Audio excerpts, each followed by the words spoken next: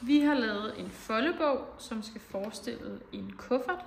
På den ene side har vi Grønland, og på den anden side har vi Danmark.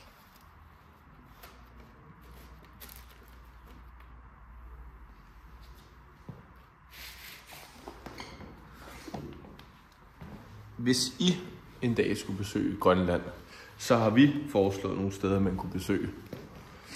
Først kunne man tage i Tivoli og prøve en masse sjove forlystelser. Og nu hvor man befinder sig i København, så kan man stille og roligt vandre videre til Rundetårn, som ligger meget tæt på Tivoli. Her kan man se hele udsigten i København. Og når man er blevet træt af højderne, så kan man tage videre over til Zoologisk Have for at opleve dyr som pandaer og Danmarks nationalfugl, svaner.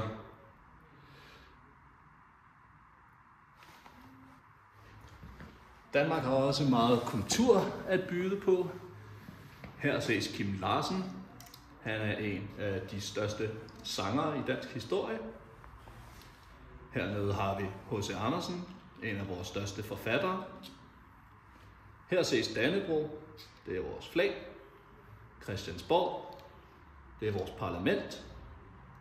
Og vigtigst af alt har vi Allans pølser, som eksemplificerer dansk madkultur.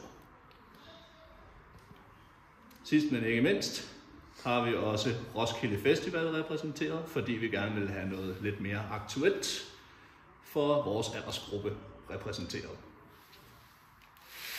Hvis vi går videre, så har vi herover en cykel. I Danmark er vi glade for at cykle. I København er der faktisk flere cykler, end der er indbyggere. Herover har vi en fodbold på et græstæppe. I Danmark der er vi meget glade for vores foreningsliv. Der er mange, der spiller fodbold for eksempel. Og der er over 1,9 millioner medlemmer, der dyrker idræt i foreninger i Danmark.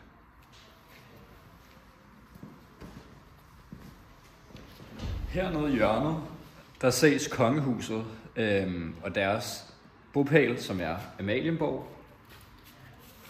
Lige pt. Er det kong Frederik, som styrer Danmark. Han blev trådt til den 14. januar 2024. Det var hans mor, forhenværende dronning Margrethe, som var inden ham, og hun var på posten fra 1972 til 2024. Sammen med Frederik har han hans hustru, dronning Mary, som er dronning og som er med til at lede landet. Det danske monarki er en stor del af dansk historie.